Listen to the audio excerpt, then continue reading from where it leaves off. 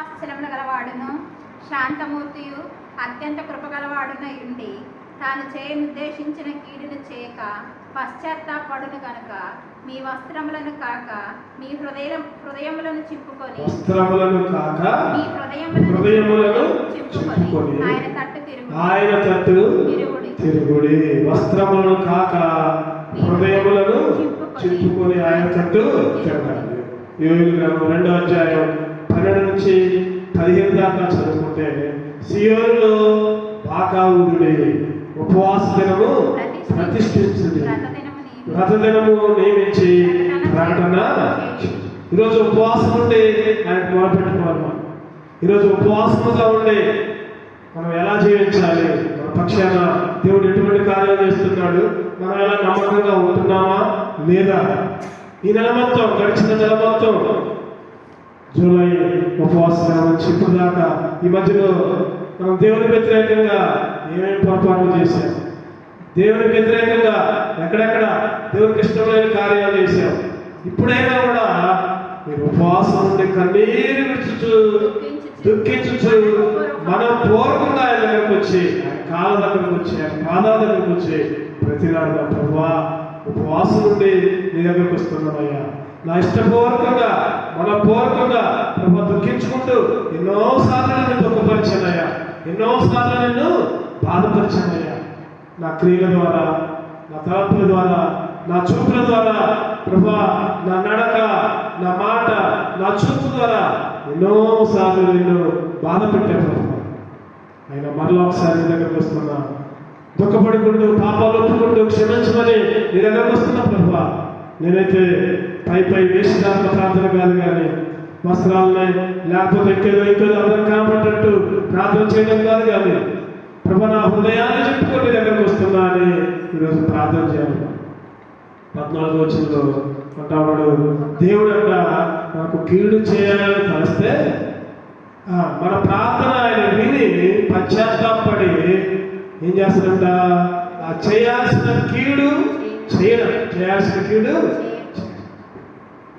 మనం చేసిన పనులు బట్టి దేవుడు మనకైతే కీడు చేద్దామని అనుకోండి. నేను ఎట్లా చేస్తున్నాను, నేను ఎంత మేలు చేశా, నేను ఎంత కనికరం చూపించా ఆయన మీద, అయినా కానీ నాకు వ్యతిరేకంగా జీవిస్తున్నాను, వీళ్ళకి ఏదో ఒక కీడు చేయాలి అని మనసులో అనుకుంటానంట. అలా అనుకునే సమయంలో మనం ఉపవాసం ఉండి ప్రార్థన చేస్తే, అరే వీళ్ళందరూ నా దగ్గరికి వచ్చారు, ఉపవాసం ఉండి హృదయపూర్వకంగా మనపూర్వకంగా నాకు మొదలుపెట్టడానికి వచ్చారు, దీనికి వీళ్ళకి చేయాల్సిన కీడును చెయ్యను అని మనసు తిప్పుకున్నాడు. కాబట్టి అటువంటి దేవుడు చేయాల్సిన కీడును చేయకుండా మనసు తిప్పుకునేటట్టు మనం ప్రార్థన చేయాలి. సీనులో బాగా వ్రత దినాన్ని ప్రతిష్ఠించాలి. పెళ్లి కుమారుడు ఎక్కడి నుంచి వస్తుందంటే ఆ ప్రహారం చూస్తే పెళ్లి కుమారుడు అంతఃపురంలో వస్తాడు, పెళ్లి కుమార్తె గదిలో నుండి అందరినీ తోడుకున్నారు, చిన్నపిల్లలు, పెద్దలు, చిన్నవారిని, పాలు తాగే బిడ్డల్ని అందరినీ కూడా తోడుకుని వచ్చి ఈరోజు ఉపవాసం ఉండి ప్రార్థన చేయాలి. నినివే పట్టణం చూస్తే నినివే పట్టణానికి గొప్ప శిక్ష. నినివే పట్టణాన్ని నాశనం చేద్దాం అనుకోండి, దేవుడు అగ్ని గంధకాలతో కాలుతాం అనుకోండు, ఆ పట్టణం మొత్తం నశింపజేద్దాం అనుకోండు. యోన వచ్చి ప్రకటన చేశారు. ప్రకటన చేసి చెప్తే ఏం చేశారు చెప్పండి, రాజు మొదలుకొని నినివే పట్టణంలో రాజు మొదలుకొని పశువుల దాకా 3వ అధ్యాయం 9వ వచనం మనుషులందరూ తమ దుర్మార్గములను విడిచి తాము చేయి బలాత్కారమును మానివేయవలెను. మనుషులే పశువులే సమస్తము గోనె పట్ట కట్టుకొనవలెను. జనులు మనఃపూర్వకంగా దేవుని వేడుకొనవలెనని దూతలు నినివే పట్టణంలో చాటించి ప్రకటన చేసి మనుషులందరూ ప్రకటన చేశారట, చాటింపు చేశారట. ఆ నినివే పట్టణానికి మొత్తానికి డబ్బులు కొట్టుకుంటూ ప్రకటన చేశారు. ఏమని? మనుషులందరూ తమ దుర్మార్గాలనే విడిచి తాము చేయి బలాత్కారాలనే మానివేసి, మనుషులేమి పశువులే సమస్తం. మనుషులంటే గోనె పంట కట్టుకుంటారు, పశువులు పశువులు ఎట్లా కట్టుకుంటే మనుషులేమి పశువులేమి సమస్తమును గోనె పట్ట కట్టుకోవాలి. అక్కడ చూడండి, అక్కడ ఒక ప్రకటన, ఒక చాటింపు, మనకి ఒక చాటింపులు వేస్తూ ఉంటారు. చాటింపు వేసినప్పుడు జాగ్రత్తగా ఉంటాం. ఏం చెబుతున్నారా, ఏం పాటించాలా జాగ్రత్తగా ఉంటాం. ఇక్కడ కూడా చాటింపు వేసేది పడతాడు. మనుషులేమి పశువులేమి సమస్తము గోనె పట్ట కట్టుకోండి, ఉపవాసాలు ఉండే,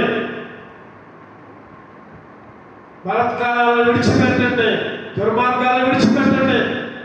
ఈరోజు దేవుడు ఆ రోజు నినివే పట్టణానికి హెచ్చరిక చేస్తే, ఈరోజు దేవుడు ఈ లోకానికి, ప్రపంచానికి, లేదా భారతదేశానికి, లేదా ఆంధ్ర రాష్ట్రానికి, లేదా లింగాల గ్రామానికి, లేకపోతే సీయోను సంఘ బిడ్డలకి ఒక హెచ్చరిక ఇస్తుంది. బలత్కారాలు మానేయి, ఇంకా దుర్మార్గాలు మానేయి, ఇంకా మనసులో ఏమో చెడ్డతలంపులు ఉన్నాయేమో మానేయి, ఇంకా ఎన్ని ఉంచుకొని ప్రార్థన చేస్తే నాశనమే కదా, నాశనమే వారి అందరూ. అవన్నీ విడిచిపెట్టి మన పూర్వకంగా సీయోనులో బాకావుని బ్రతకడం పాటించితే ఇప్పుడైనా ఎంత జరిగినా సరే, ఇంకా ఇప్పుడైనా అంటే అర్థమైంది. ఒక తల్లి కొనుక్తాడు, మరి ఇప్పుడైనా కాలేజీకి పోరా, ఎప్పుడైనా అంటే అప్పుడు దాకా పోవట్లేదు, అప్పుడు దాకా కాలేజీకి పోవట్లేదు. అరే ఇప్పుడు నుంచి చదువుకోవాలా అంటే ఇప్పుడు దాకా చదవలేదు అన్నమాట. ఇప్పుడు నుంచి చదువుకోవాలా, అయిపోయింది కానీ చాలా మంది చదువుకోలేదు, కనీసం ఇప్పుడు నుంచి చదువుకోవాలా. దేవుడు కూడా అంటున్నాడు, ఇప్పుడైనా బుద్ధి తెచ్చు, ఇప్పుడైనా మానండి, ఇప్పుడైనా చెడు వదిలిపెట్టండి, ఇప్పుడైనా దుర్మార్గత వదిలిపెట్టండి, ఇప్పుడైనా మనసులో ఏదైతే ఆలోచనలు ఉన్నాయో ఆ ఆలోచనలన్నీ తీసివేయండి. చెడ్డ ఆలోచనలు, చెడ్డ తలంపులు, ఇప్పుడైనా అసూయ మానేయండి, ఇప్పుడైనా ఈర్ష్య మానేయండి, ఇప్పుడైనా సరే తోటి వారిని ప్రేమించడం నేర్చుకోండి. మిమ్మల్ని ఎలా ప్రేమించుకుంటారో మీ తోటి వాళ్ళు కూడా ఎప్పుడైనా ప్రేమించడం నేర్చుకోండి. ఏ లోపం ఉందో మన దగ్గర, ఆ లోపం మనకే కానీ ఇంకెవరికి కూడా తెలియదు. మన దగ్గర ఏ లోపం ఉందో మనకే తెలుసు, ఎవరికి తెలియదు. మన పూర్వకంగా ఆయన సన్నిధికి వచ్చి ఒప్పుకోవాలి. ప్రకటన చేశారు, ప్రకటన చేస్తే 10 వచ్చిన చదవండి. ఏమన్నా 3:10. ఈ నినివే వారు తమ చెడు నడతలను మానుకొనగా వారు చేయుచున్న క్రియలను దేవుడు చూసి పశ్చాత్తాపతుడై వారికి చేయగలిగిన మానించిన కీడు చేయక మానెను. వాళ్ళు పశ్చాత్తాపంతో ప్రార్థన చేశారు, గోనె పట్టలు కట్టుకోండి. ఎవరెవరు? మనుషుల నుంచి పశువులు. 6వ వచనంలో ఉన్నది, రాజు అయితే రాజు నిలబడినప్పుడు అంట తన సింహాసనం దిగి రాజు వస్త్రము తీసివేసి గోనె పట్ట కట్టుకుని బూడిదలో కూర్చుంటాడు. రాజైన తాను ఆయన మంత్రులు ఆకలేయగా దేవుడి మనసు తిప్పుకొని పశ్చాత్తాపతుడై మనములైన కోపాన్ని చల్లార్చుకోవడం కనుక మనుషులు ఏది పుచ్చుకోకూడదు, పశువులు ఎద్దులు ఏది కూడా వేయకూడదు, నీళ్లు చాటింపు వచ్చింది.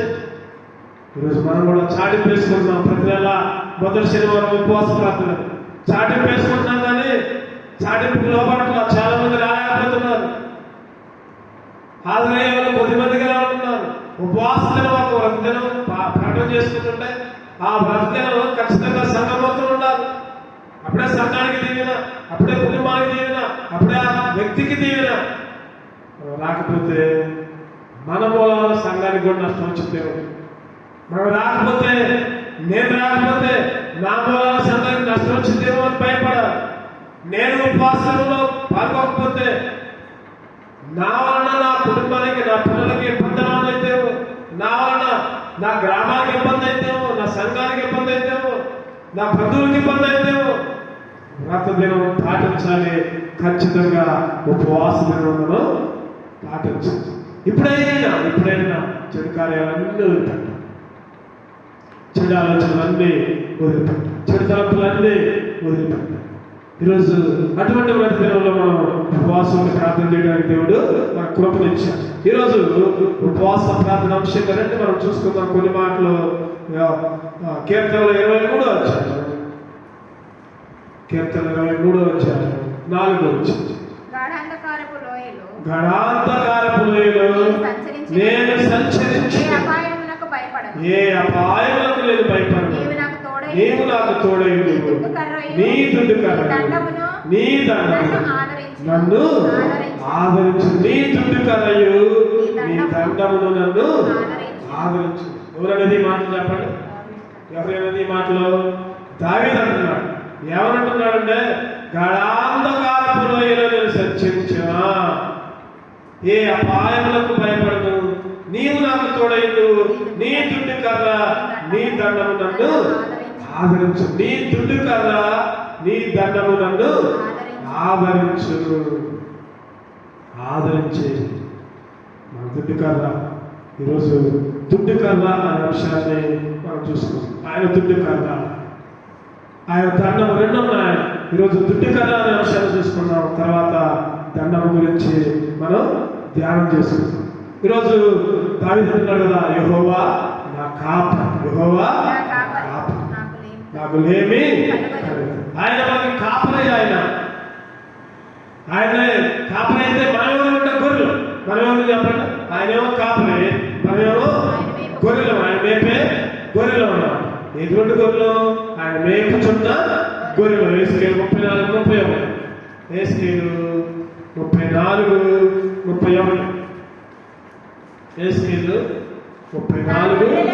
నా గొర్రెలను నేను మేపుచున్న గొర్రెలను నేను మేపుచున్న గొర్రెలకు మీరు మనుషులు, నేను మీ దేవుడను. నేను మీ దేవుడను. ఇదే ప్రభువైన ఇదే యెహోవా ప్రభువైన యెహోవా వాక్కు. నా గొర్రెలను నేను మేపుచున్న గొర్రెలను. అవి మీరు మనుషులు. ఆయన గొర్రెలు ఎవరంటే, ఆయన మేపే గొర్రెలు ఎవరంటే మనమే. ఆయన గొర్రెలు, ఆయన మేపే గొర్రెలు, ఆయన మేపే. కీర్తన 100:3 ఉంటుంది, చదవండి. కీర్తన 103. యెహోవాయే దేవుడని తెలుసుకునుడి, ఆయనే మనల్ని పుట్టించింది, మనము ఆయన వారము, మనము ఆయన ప్రజలము, ఆయన మేపు గొర్రెలం. ఆయన మేపే గొర్రెలం. ఆయన మన కాపరి, ఆయన మన కాపరి. ఆయన మనల్ని మేపుతా ఉన్నాడు. ఎప్పుడైతే ఒక కాపరిగా బాధ్యత తీసుకుంటాడో ఆ కాపరిని ఆ గొర్రెలు ఒప్పుకోవాలి. గొర్రెలు కనుక కాపరిని ఒప్పుకోకపోతే, కాపరి చెప్పిన మాడకపోతే ఏం చేస్తాడు? ఆ కాపరి వదిలిపెడతాడు, తన మాటలే గొర్రెల దగ్గరికే పోతాడు. ఈరోజు దేవుడు మన కాపరి కాబట్టి ఆయన మాట మనం వినాలి. మనం వినకపోతే మనల్ని వదిలిపెడతాడు. ఇంకొక గొర్రెను తీసుకొని వస్తాడు, ఇంకొక గొర్రెను మేపుతూ ఉంటాడు, మనల్ని మేపడాడు. కాబట్టి ఆ కాపరి కింద ఉండేటట్టు మనం ఒప్పుకోవాలి. ఆ కాపరి ఏం చేస్తాడంటే, రాత్రి అయిన తర్వాత గొర్రెల దొడ్లోకి తీసుకొని పోతాడు. పోయిన తర్వాత చుట్టూ ప్రహరీ చుట్టూ ఒక ఫెన్సింగ్ ఉంటుంది, చుట్టూ ఒక దగ్గర ద్వారం ఉంటుంది. ద్వారం దగ్గర ఒక తలుపు, చెక్క తలుపు, లేకపోతే ఒక కిటికీ లాంటిదో ఉంచి దాన్ని తీసేసి ఒక ఉదాహరణ ఏం చేస్తుంది, కర్రతో కర్రటం పెడతాడు. ఒకటి పోయిన తర్వాత ఒక్కొక్కటి పోతా ఉంటాయి, మళ్ళీ కర్రటం పెడతాడు, ఒక్కొక్కటి పోతా ఉంటాయి. అప్పుడు అక్కడ ఉండి చూస్తూ ఉంటాయి అన్నమాట. ఏ గొర్రె బాగుంది, ఏ గొర్రె బాగా, ఏ గొర్రె పుట్టుతుంది, ఏ గొర్రెకి అనారోగ్యం వచ్చింది, ఒక్కొక్కటి జాగ్రత్తగా చూసి లోపల పంపిస్తాడు. ఆ రోజు మా గొర్రెలన్నింటినీ మేపుతాడు. భద్రంగా ఒక విశ్రాంతి స్థానం తీసుకెళ్ళినప్పుడు కర్రాటం పెట్టి, ఆ కాపరి తన దగ్గర దుడ్డు కర్రాటం పెట్టి ఒక్కొక్క గొర్రెలు లోపల పంపిస్తున్నాడు. లోపల పంపించినప్పుడు ఏ గొర్రెకి ఏ లోపల వచ్చింది, అన్ని గొర్రెలు మంచుకునే లేవా, కుట్టుకుంటా ఉన్నాయా, లేకపోతే చర్మానికి ఏమన్నా ముళ్ళు గుచ్చుకున్నాయా లేదా, పరిశీలన చేసి పంపిస్తాడు. ఆ గొర్రెలు ఉంటాయి కదా, అబ్బా మా కాపరికి మా మీద ఎంత శ్రద్ధ, మా కాపరికి మా మీద ఎంత శ్రద్ధ, మమ్మల్ని జాగ్రత్తగా పరిశీలించడానికి పంపిస్తాడు. ఈరోజు ప్రభు అయిన యేసుక్రీస్తు దేవుడైన యెహోవా కూడా మనల్ని పట్టి పట్టి పట్టి పట్టి జాగ్రత్తగా ఒక్కొక్క గొర్రెను తీసుకుంటున్నాం. ఈ గొర్రె మంచిగానే ఉందా, లేకపోతే సైతాన్ని ఏదైనా ముళ్ళు గుచ్చుందా? ఈ గొర్రె ఏమైనా పుడుతుందా ఆత్మీయంగా? ఈ గొర్రె ఏమైనా ఆత్మీయంగా వెనగచ్చిపోతుందా? ఆరోగ్యం సరిగ్గా లేదా, ఆత్మీయ ఆహారం సరిగ్గా తిట్టలేదా? ఈరోజు దేవుడు కూడా కాపరిగా ఉండి ఆయన దుడ్డు కలతో ఒక్కొక్కరు పరిశీలన చేస్తా ఉంటాడు. మనం కూడా అనుకోవాలా, దేవుడికి నా మీద ఎంత శ్రద్ధ, ఆయన నా ప్రతిదీ కూడా చూసుకుంటున్నాడు, నా ప్రతి అవసరం కూడా చూసుకుంటున్నాడు. ఆయన దుడ్డు కాదు. బలహీనంగా ఉన్నానా లేకపోతే బలంగా ఉన్నానా? బలహీనంగా ఉంటేనేమో మేపుతాడు, బలంగా ఉంటే చాలు అదే విధమైన బలాన్ని కంటిన్యూ చేస్తూ ఉంటాం. ఈరోజు ప్రతి గొర్రెని మనమంతా ఆయన మేపే గొర్రెలు. ఆయన ప్రతి దాన్ని పట్టి పట్టి పట్టి పట్టి, ఎందుకంటే ఆయన కాపరిగా కర్ర, దుడ్డు కర్ర. చాలా మంది కర్ర పట్టుకొని బైబిల్లో కర్ర పట్టుకొని కర్రతో చాలా విజయాలు పొందారు. మోషే కర్ర పట్టుకుంటారు, యాకోబు కర్ర పట్టుకుంటారు, అహరోను కూడా, దావీదు కూడా కర్రలు. ఈరోజు ఈ కర్ర దేని గుర్తంటే దేవుని కర్ర, యెహోవా కర్ర. యెహోవా దేవుడు కూడా ఒక కర్ర పట్టుకొని, దుడ్డు కర్ర పట్టుకొని, అందుకని దావీదు అంటున్నాడు కదా, గడాంధకారపు లోయలో నేను సంచరించిన దేనికి కూడా. ఎందుకని నీ దుడ్డు కర్ర నీ దండము నన్ను ఆదరించు. నీ దుడ్డు కర్ర నీ దండము నన్ను ఆదరించు. బైబిల్లో ఒక్కొక్కరికి ఒక్కొక్క కర్ర. కొంతమంది కర్రలు పట్టుకున్నారు, కొంతమంది గొర్రెల్లాగా ఉన్నారు. ఈరోజు దేవుని దుడ్డు కర్ర, దేవుని దుడ్డు కర్ర మన పట్ల ఏం చేసింది? ఆ కర్ర, దేవుని దుడ్డు కర్ర మన పట్ల ఏం చేసింది? క్లుప్తంగా 3 అంశాలు ధ్యానం చేసుకుని ప్రార్థనలో గడుపుతాము. ఈరోజు ఉపవాసం ఉన్నాం. మనం ఉపవాసం ఉండి వర్ధనం పాటించి సేవలో బాగా అవుతాం. ప్రతిష్ఠించుకొని చెడు కార్యాలన్నీ వదిలిపెడతాం, తర్వాత చెడు ఆలోచనలన్నీ వదిలిపెడతాం, దుర్మార్గులంతా వదిలిపెడతాం.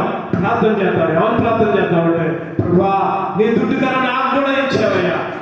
నీ దుడ్డు కర్ర ద్వారా ప్రభువా ఈ దుడ్డు కర్ర ఏం చేస్తుందో నా పట్ల కూడా నీ దుడ్డు కర్రను ఉపయోగించని ప్రార్థన చేద్దాం. మొదటిగా ఆయన దుడ్డు కర్ర ఏం చేసిందంటే, మొదటి అంశం ఆయన దుడ్డు కర్ర నడిపించింది. దుడ్డు కర్ర చెప్పండి, ఏం చేసింది చెప్పండి? నడిపించే దుడ్డు కర్ర, నడిపించే దుడ్డు కర్ర. చూస్తాం అప్పుడప్పుడు గొర్రెల కాపర్లు గొర్రెలు వేసుకొని పోతా ఉంటారు. కొన్ని రోజులు ప్రయాణం చేస్తూ ఉంటారు. రోజులు ప్రయాణం చేస్తూ ఉంటారు, నడిపించుకుంటూ పోతారు. వాళ్ళు చీకట పడిన తర్వాత కాపరి కనపడడు. గొర్రెలకు కనపడనంత మాత్రాన అవి భయపడతాయా? భయపడతాం. ఎందుకు భయపడవు? కాపరి కనపడకపోయినా సరే ఆ కర్ర పట్టుకొని ఏం చేస్తారు? టక్ టక్ టక్ టక్ అని కొట్టుకుంటూ పోతాం. ఆ కాపరి ఏం చేస్తారంటే టక్ టక్ అని సౌండ్ చేసుకుంటా, ఆ సౌండ్కి లోపడతాయి గొర్రెలు. అంటే ఆ కాపరి కనపడకపోయినా సరే ఆ కాపరి చేసే సౌండ్ కర్రతో టక్ టక్ టక్ అని కొట్టుకుంటా ఆ సౌండ్ని ఫాలో అయితే కాపరి కనపడిపోయినా ఆ గొర్రెలు వెంబడిస్తా ఉన్నాయి. ఆయన అంటాడు కదా, నా గొర్రెలు నా స్వరము వినును. యోహాను సువార్త 10వ అధ్యాయం 3-4 వచ్చిన. యోహాను సువార్త 10:3-4 వచ్చిన. అతనికి ద్వారపాలకుడు తలుపు తీయును, గొర్రెలు అతని స్వరము వినును. యోహాను సువార్త 10వ అధ్యాయం ఎన్నో వచ్చిన చెప్పింది నేను చూడండి. ఎన్నో వచ్చిన 11వ వచ్చిన చెప్తాను. నేను గొర్రెలకు మంచి కాపరి, మంచి కాపరి గొర్రెల కొరకు ప్రాణము పెట్టును. 3వ వచ్చిన అతనికి ద్వారపాలకుడు తలుపు తీయును, గొర్రెలు అతని స్వరము వినును. అతడు తన సొంత గొర్రెలను పేరు పెట్టి పిలిచి వాటిని వెలుపలకు నడిపించును. అతడు తన గొర్రెలను పేరు పెట్టి పిలిచి వాటిని వెలుపలికి నడిపించు. గొర్రెలంట స్వరం అంటే గొర్రెలు ఏం చేస్తా చెప్పండి? స్వరం. ఆ కాపరి చేతిలో ఉన్న దుడ్డు కర్ర సౌండ్ చేస్తా ఉన్నది. ఆ సౌండ్ విని ఆ గొర్రెల కాపరి గొర్రెలు వెంబడిస్తారు. ఈరోజు మనం కూడా మన కాపరైన దేవుడు కనపడడం ఒకసారి కనపడకపోయేసరికి మనం అనుకుంటాం కదా, అయ్యో దేవుడు నాకు కనపడలేదే, దేవుడు నాకు మేలు చేయలేదే, అన్ని కీళ్ళే వస్తున్నాయి, అన్ని ఇబ్బందులే వస్తున్నాయి, దేవుడు ఎక్కడ ఉన్నాడు, దేవుడు నా పక్షాలు ఏం చేయట్లేదే అని చాలా మంది బాధపడుతూ ఉంటాం. కనపడకపోయినా సరే దేవుడు ఏం చేస్తాడంటే టక్ టక్ టక్ అనే స్వరం చేస్తూ ఉంటాడు. ఆ స్వరాన్ని విని ఆ స్వరానికి లోబడి ఆ స్వరాన్ని వెంబడిస్తే అప్పుడు క్షేమకరంగా ఉంటాం. క్షేమకరంగా ఆ గొర్రెల కాపరిని వెంబడిస్తూ ఉంటారు. చాలాసార్లు కాపరి కనపడకపోతే మనం ఏం చేయాలంటే ఎన్నో అనుమానాలు, ఎన్నో సందేహాలు, ఎన్నో డౌట్లు, ఈ లోకంలో కూడా ఎన్నో అనుమానాలు వస్తాయి, ఎన్నో సందేహాలు. కాపరి ఉన్నాడా, అసలు కాపరులను నడిపిస్తున్నాడా, నేనైతే వెంబడిస్తున్నా కానీ నాకు కాపరే కనపడలేదు కదా, ఎన్నో సందేహాలు. కానీ మన ముందు ఎన్ని సందేహాలున్నా మన ముందు నడిచే ప్రభుని గుర్తుపట్టాలంటే, ఆ ప్రభు స్వరం వినాలంటే ప్రభువుకి లోబడాలి, ఆ స్వరానికి లోబడాలి. ఆ స్వరానికి వినపడకుండా, ఆ స్వరానికి లోబడకుండా కాపురం లేడులే అని మన ఇష్టం మనం అనుకుంటే ఆయన నడిపించడు. ఆయన మన ముందు నడిచేవాడు. ద్వితీయోపదేశకాండం 31:8 ద్వితీయోపదేశకాండం 31:8 నీ ముందర నడుచువాడు యెహోవా. ఆయన నీకు తోడై ఉండును. ఆయన నీకు తోడై ఆయన నిన్ను విడువడు. ఆయన నిన్ను విడువడు. నిన్ను ఎడబాయడు. నీ ముందు నడిచేవాడు యెహోవాయే. ఆయన నిన్ను విడువడు, నిన్ను ఎడబాయడు. భయపడకు. ఆయన స్వరం విను. నీ ముందు నడిచేది యెహోవాయే. యెహోవా కనపడకపోయినా, దేవుడు కనపడకపోయినా, దేవుడు కార్యాలు కనపడకపోయినా వెంబడించు. ఆయన స్వరం వినాలంటే ఆయన వెంబడిస్తేనే ఆయన స్వరం వినపడు. దాన్ని వెంబడించకుండా ఆ గొర్రెలు ఆ కాపలు వెంబడించకుండా ఇంకొక వెళ్ళిపోయి నాకు స్వరం వినపడలేదంటే ఎట్లా వినపడదు ఆ స్వరం? ఆయన స్వరం వినాలంటే ఆయన లోపడాలి, సహవాసంలో ఉండాలి, సీయోను సంఘంలో ఉండాలి, సంఘంలో ఒక అంగమై ఉండాలి. మన ఇష్టం వచ్చినట్టు మన ఒక్కలా ఒక దాన్ని పోయి నాకు స్వరం పట్ల నాకు కాపలు కనపడలేదంటే కుదరదు. ఎవరికి పడితే వాళ్ళకి ఆ స్వరం వినపడదు. ఎవరికి వినపడితే వెంబడించే వాళ్ళకే. ఏలి ఎంతో గొప్ప దైవజనుడు, ఏలి ఎన్నో గొప్ప కార్యాలు చేశాడు, అయినా కానీ స్వరం వినపడలేదు. ఎవరికి వినపడింది స్వరం? మందిరంలో, శిలోహు మందిరంలో ప్రార్థన చేసే బాలుడైన సమూయేలుకి వినపడదు ఆ స్వరం. ఏలికి వినపడట్ల, సమూయేలుకి వినపడుతుంది. సమూయేలు ఏలి దగ్గరకు వచ్చాడు. నన్ను ఎవరు పిలిచారా, సావుకుడా నన్ను ఎవరు పిలిచారా అని అడుగుతూ ఉంటాడు. అరే నేను పిలవలేదు, 2 సార్లు 3 సార్లు. స్వరం ఎవరికి పడితే వాళ్ళకి వినపడదు. ఎంత పరిచయం చేసినా వినపడదు, ఎన్ని అద్భుతాలు చేసినా వినపడదు, ఎంత వార్తలు చెప్పినా వినపడదు, ఎన్ని సూచక్రియలు చేసినా వినపడదు. ఇవన్నీ పైకే అసలైన మన సిద్ధాంతం మనపూర్వకంగా, హృదయపూర్వకంగా. హృదయాన్ని ఎవరు చూస్తారు? హృదయాన్ని ఎవరు గ్రహిస్తారు? హృదయంలోని అంతరంగాన్ని చూసేది దేవుడు మాత్రమే. నీ మనసు ఎట్లా ఉందో, నా మనసు ఎట్లా ఉందో, మన హృదయాలు ఎట్లా ఉన్నాయో, మన హృదయంలో ఎవరి మీద దుర్మార్గం ఉందో, ఎవరి మీద చెడు ఉందో, ఎవరి మీద అసహ్యం ఉందో, ఎవరి మీద ఈర్ష్య, ద్వేషం, ఏది చెప్పినా వాళ్ళ గురించి చెడ్డ ఆలోచనలు ఉంటాయో అటువంటి హృదయం బయటకు తెలియకపోవచ్చు, కానీ దేవుడికి మాత్రం సమస్తము తెలుసు. ఆయన సమస్తము ఎరిగినవాడు. ఆయన మనమేం తెలియదు ఉంటే, అందుకని ఈరోజు ఉపవాసం ఉంది. మనం పూర్వకంగా ప్రార్థన చేయాలి. దేవా నన్ను నడిపించాయా. గొర్రె కాపరి పోతూ ఉంటాడు.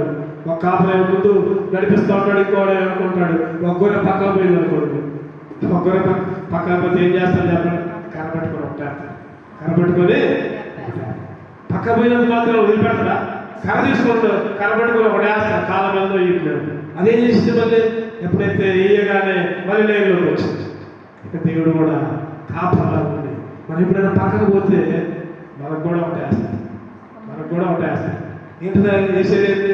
ఒక చురుకు వచ్చింది చదువు, మనకు కూడా ఒక దెబ్బ వచ్చింది, మనకు కూడా కొద్దిగా ఇబ్బంది వచ్చింది, మనకు కూడా కొద్దిగా కష్టం వచ్చింది. కష్టం వచ్చినంత మాత్రాన, కష్టం వచ్చి ఒకటి వేసినంత మాత్రాన ఆ గొర్రె అడే పోయింది అనుకోండి. నన్ను కొడుతున్నా అడే పోయింది అనుకోండి. ఏం జరిగింది? తోడేళ్ళు వస్తాయి, సింహాలు వస్తాయి, చంపుకొని తింటాడు.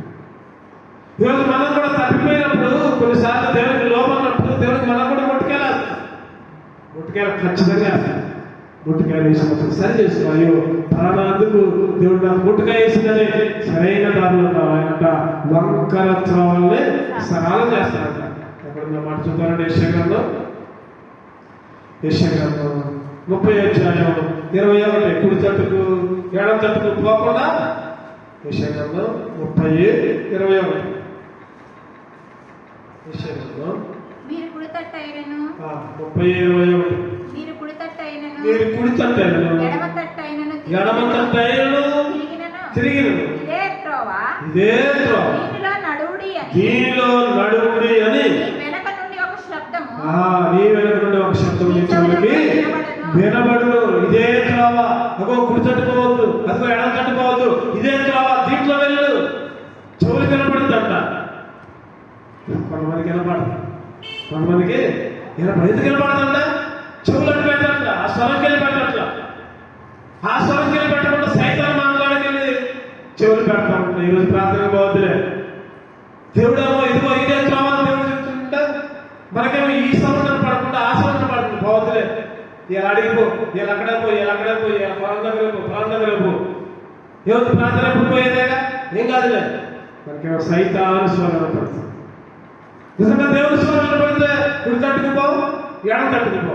సరైన త్రోవలకి, సరైన త్రోవలో ఆయన నడిపించే దేవుడు. ఆ దుడ్డు కర్ర ఏం చేసింది? ఏం చేసింది ఆ దుడ్డు కర్ర? ఏం చేసింది ఆ దుడ్డు కర్ర అంటే నడిపించే కర్ర.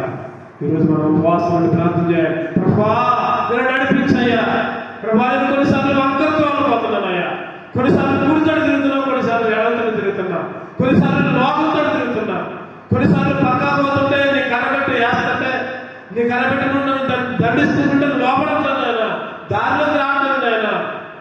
ప్రభా ఈరోజు ఉపవాసం కడుగుతున్నానయ్యా, నన్ను నడిపించిన ఆయన, నీ దుడ్డు కర్రతో నన్ను నడిపించయ్యా అని ప్రార్థన చేయాలి. మొదటి విషయం, దుడ్డు కర్ర ఏం చేసిందంటే నడిపించింది. ఆ దుడ్డు కర్ర నడిపించాలంటే ఆయన స్వరం వినాలి, ఆయనకు లోపడాలి. ఎవరికి పడితే వాళ్ళకి ఆ స్వరం వినపడదు. ఎవరైతే ఆయన మార్గంలో ఉంటారో, ఎవరైతే ఆయన సంఘంలో అంగంగా ఉంటారో, ఎవరైతే ఆయన సంఘ కార్యక్రమాల్లో పాల్గొంటారో, ఎవరైతే సంఘాన్ని ప్రేమిస్తారో, మందిరాన్ని ప్రేమిస్తారో, దేవుడిని ప్రేమిస్తారో వాళ్ళకి వినపడతా స్వరం. ఇదే సరైన త్రోవ. వంకర త్రోవలు కనపడదు. ఇంకా వంకర త్రోవలు కనపడుతున్నాయంటే ఆయన స్వరం, ఆయన స్వరం వింటే, ఆయన లోపడితే సరైన త్రోవలకు నడిపిస్తాడు. ఆ త్రోవ ఎక్కడికి తీసుకొని తెలుసా? పరలోకానికి తీసుకెళ్ళి, ఆ త్రోవ పరలోకానికి తీసుకెళ్తూ ఉంటుంది. ఆ త్రోవలకు నడిపించయ్యా. ఈరోజు మన ప్రార్థన, నీ దుడ్డు కర్ర పెట్టి నీ రాజ్యానికి నన్ను నడిపించు అని ప్రార్థన. రెండోది చూద్దామండి. రెండోది, ఆయన కర్ర ఏం చేసింది? ఏం చేసింది ఆయన కర్ర? మొదటిది, ఆయన దుడ్డు కర్ర ఏం చేసింది చెప్పండి? ఏం చేసింది? నడిపించే కర్ర. వాళ్ళను నీ దుడ్డు కర్రతో నడిపించు. రెండోది చూద్దామండి. రెండోది యోబు గ్రంథం 33 వచ్చాయి 19 వచ్చింది. యోబు గ్రంథం 33, యోబు గ్రంథం 33:19. వ్యాధి చేత మంచం ఎక్కుట వలన ఒకని ఎముకలలో ఎడతెగని నొప్పులు కలుగుట వలన వాడి శిక్షణ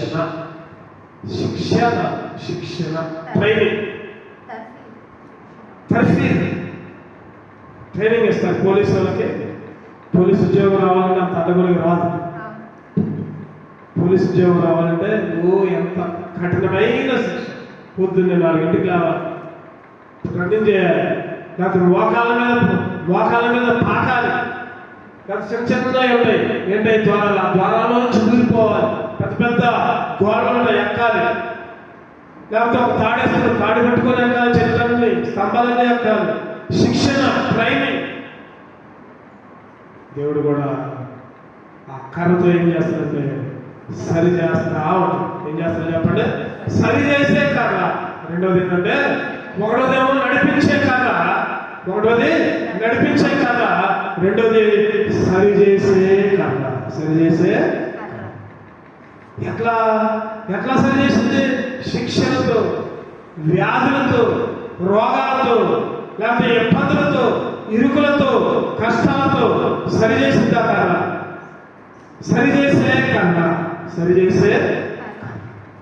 సరిచేసే కర్రగా నీ కర్రతో నన్ను సరిచేయండి ఆయన.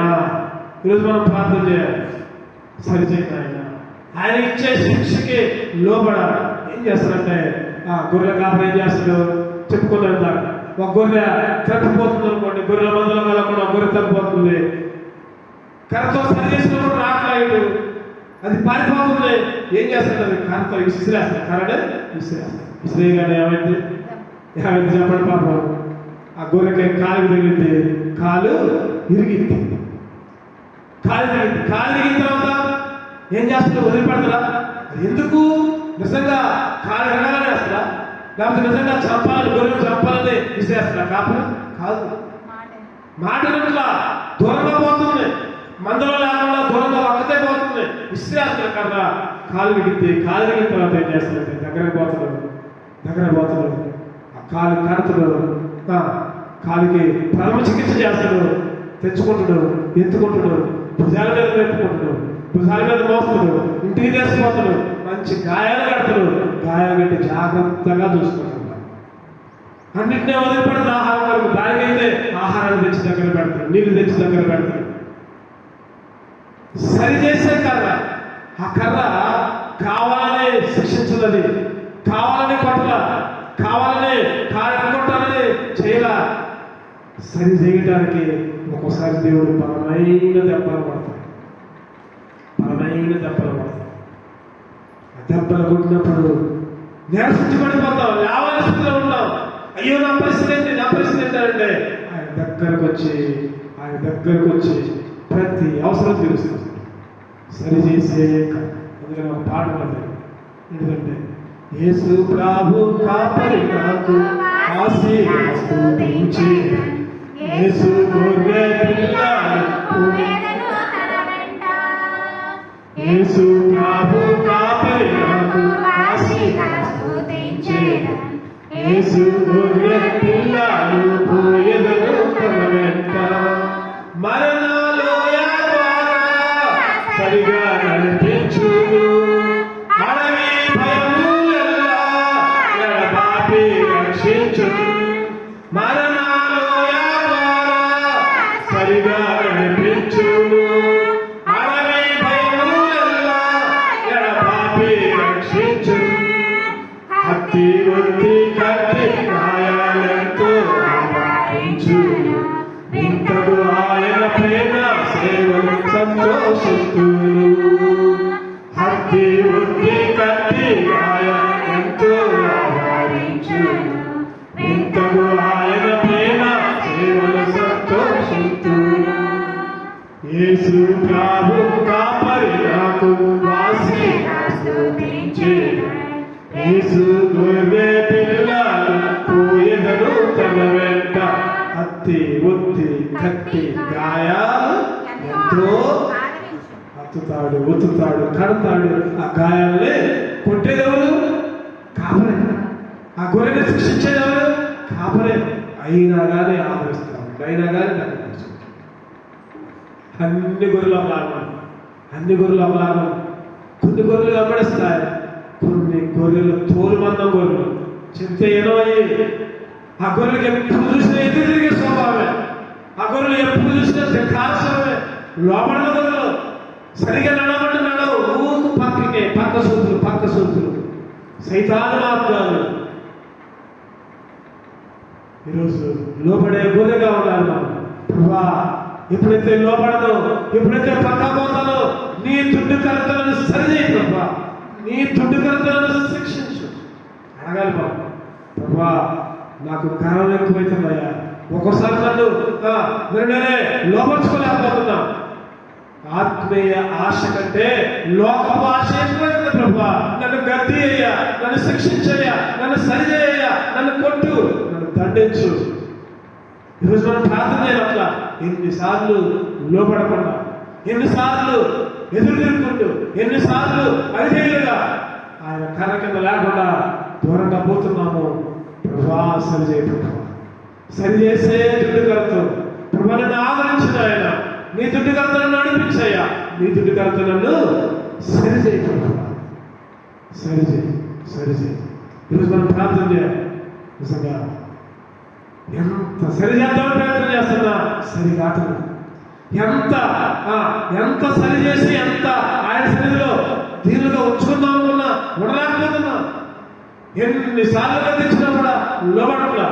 ఒక ఆయన అంట కుక్కతోకంట వంకరగా, కుక్కతోక ఎట్లా ఉంది? వంకరగా అనుకుంటున్నాడు.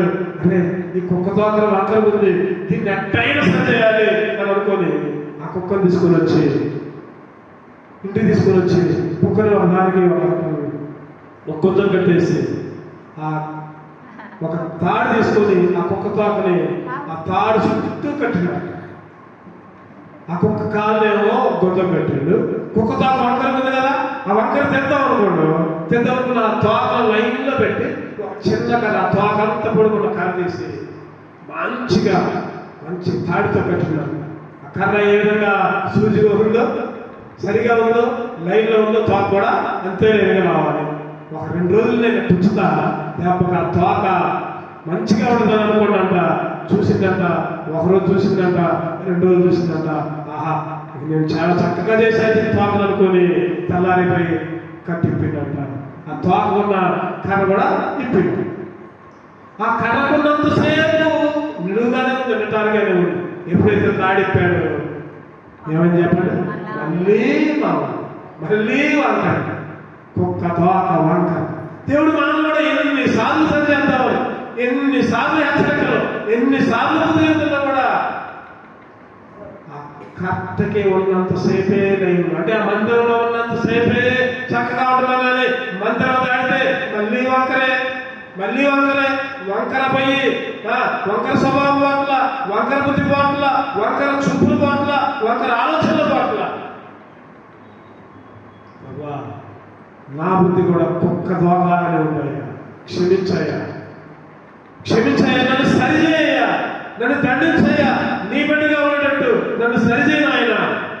నాకు ఏది అక్కర్లేదయ్యా, ఏది అక్కర్లేదు. దేనికోసం నేను వెంపర్లాడుతున్నా ప్రభా, నీ సన్నిధిలో లేకుండా, ప్రభా నీకు ప్రథమ స్థానం ఇవ్వకుండా, ప్రభా నీ మందిరానికి ప్రథమ స్థానం ఇవ్వకుండా, సంఘానికి ప్రథమ స్థానం ఇవ్వకుండా, సేవకులకి ప్రథమ స్థానం ఇవ్వకుండా, ప్రభా ఎన్నిసార్లు వంకరబుద్ధి ఆయన నన్ను క్షమించాయా. నిజంగా ఆలోచిస్తే ఎన్నిసార్లు దేవుడికి దూరంగా ఉంటున్నాం. మన వంకర బుద్ధితో, వంకర స్వభావాలు పోతున్నాయా.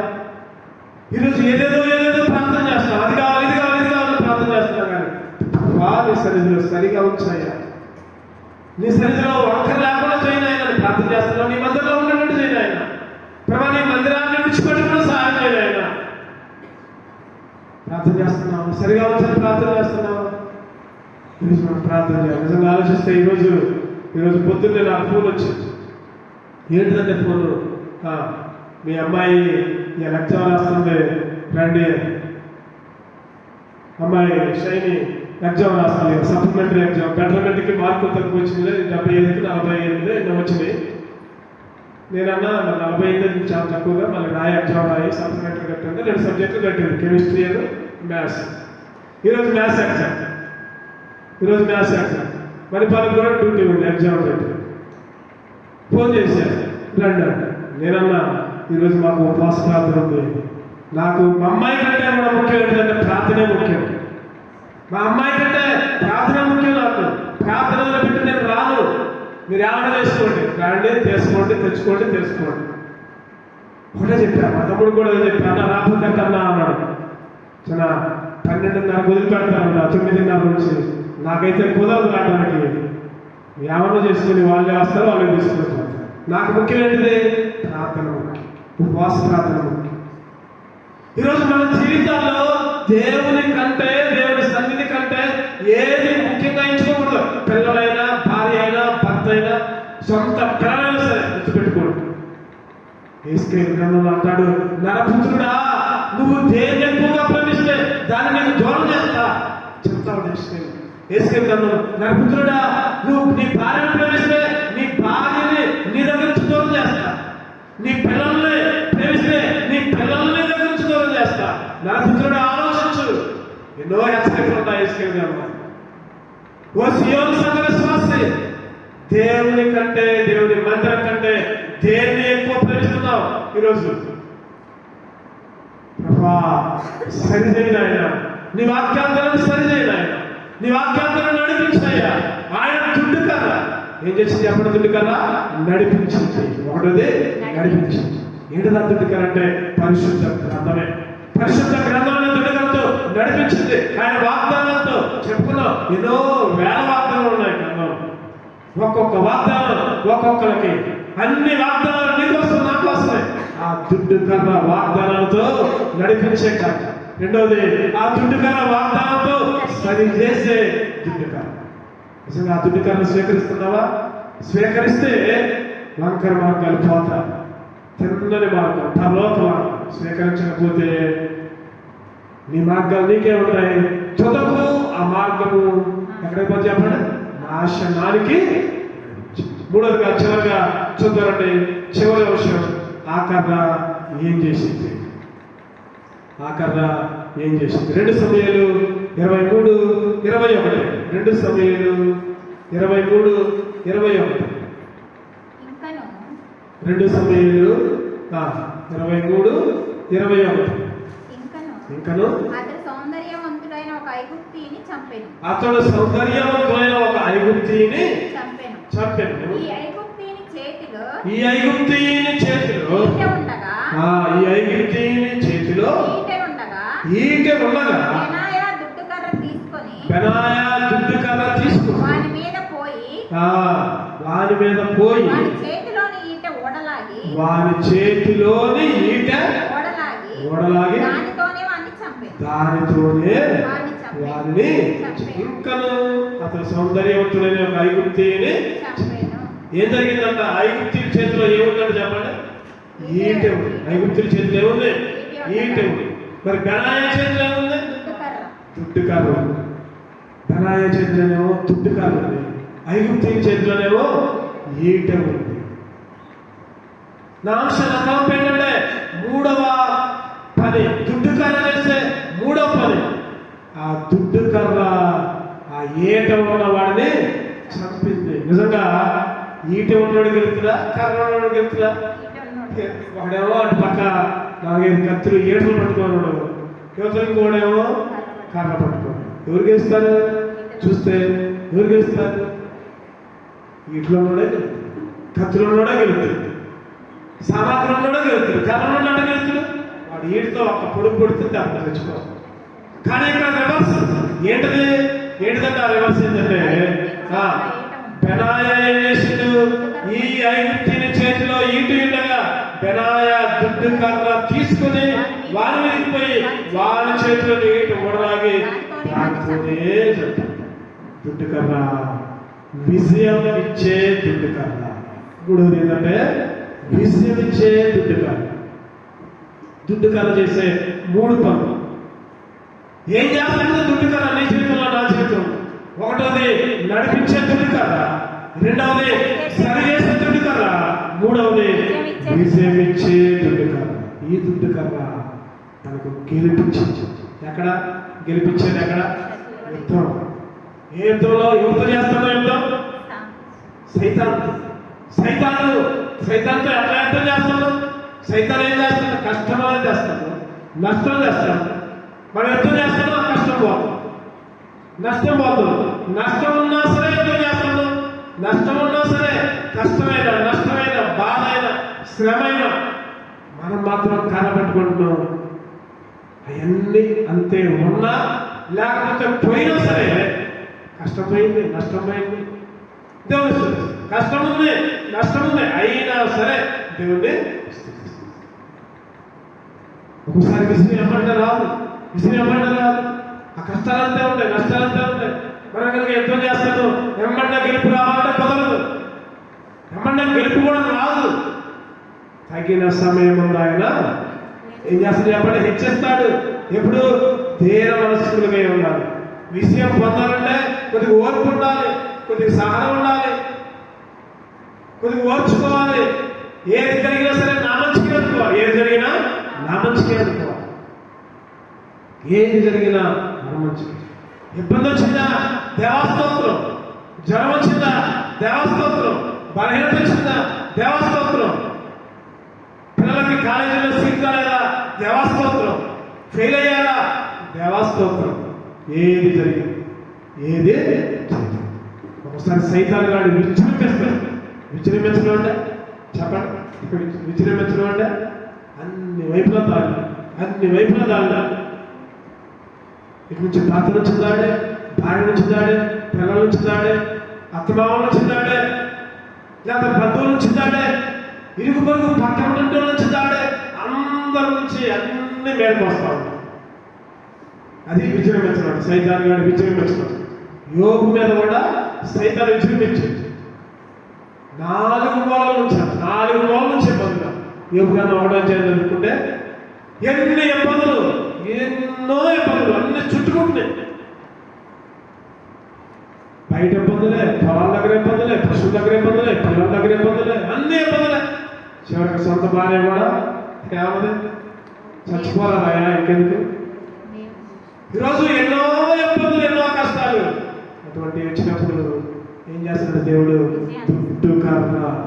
ఎప్పుడైతే ఆ దుడ్డు కర్రతో ప్రభా నన్ను కాయి, ప్రభా నీ దుడ్డు కర్ర, ప్రభా నాకు తోడుగా ఉంచు, ఎప్పుడైతే నువ్వు ప్రార్థన చేస్తావు, ఎప్పుడైతే ఆ దుడ్డు కర్ర సహాయం కోరుకుంటావు, విజయించు. సైతాన్ మీద విజయించు. సైతాన్ మీద విజయించు. అప్పుడప్పుడు బాధపడతాం, అయ్యో నా భర్త ఇంత మూర్ఖంగా ఉంటున్నాడు, నా భర్త ఏంటి దేవుని సన్నిధిలో ఇంత మూర్ఖంగా ప్రవర్తిస్తున్నాడు, నా అత్త ఏంటి, నా మామ ఏంటి, నా పిల్లలేంటి, నా కొడుకులేంటి, నా భార్య ఏంటి. ఒకసారి అనుకుంటానే ఎప్పుడైతే ఆ దుడ్డు కర్ర సహాయం కోరుకుంటున్నావా, నీ దుడ్డు కర్రతో నాకు విషయాన్ని వేయాలి ఎప్పుడైతే అడుగుతాము. సైతాన్ మీద విజృంభిస్తుందయ్యా అని అడుగుతా ఉంటాము. ఖచ్చితంగా దేవుడు విషయాన్ని ఇస్తాడు. అందుకనే ఇలా పాడుకున్న పాట ఏంటిదా పాట?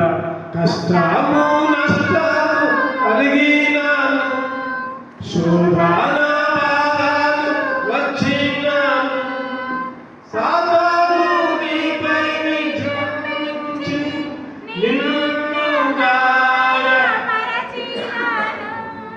సాతాను నీపై విజృంభించి నిన్ను గాయపరచినాను, భయపడకు ప్రభువే నీకు జయమునిచ్చును, భయపడకు ప్రభువే నీకు జయమునిచ్చును,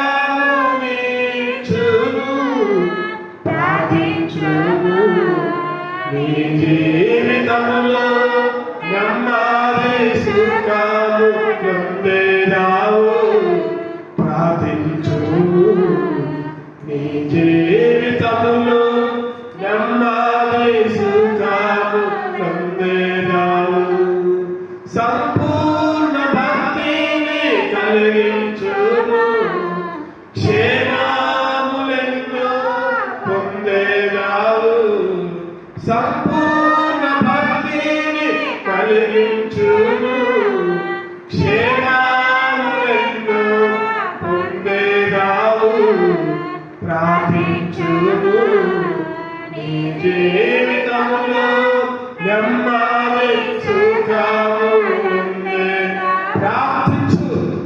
కష్టం వచ్చినా, నష్టం వచ్చినా, సైతాను నీపై విజృంభించి నిన్ను గాయపరిచినా కూడా, నిన్ను శారీరకంగా లేకపోతే ఆత్మీయంగా మనసుతో, కొంతమంది శారీరకంగా హింస పెడతారు, కొంతమంది చెప్పండి మనస్సులో గాయవచ్చు. మనసులో గాయం కనపడదు, పైకి అసలు కనపడదు. ఒక దెబ్బ కొడితే కొట్టిన దెబ్బ కనపడింది, ఒకసారి గుండెల మీద పడుతుంది అంటూ ఉంటారు. ఒకసారి అంటూ ఉంటారు, నన్ను గుండెల మీద తెలియదుగా అంటారు. నా గుండె మీద కొట్టుకున్నా కనపడదా? నీ మాటలు కొంతమంది మనసును గాయపరుస్తున్నాయేమో.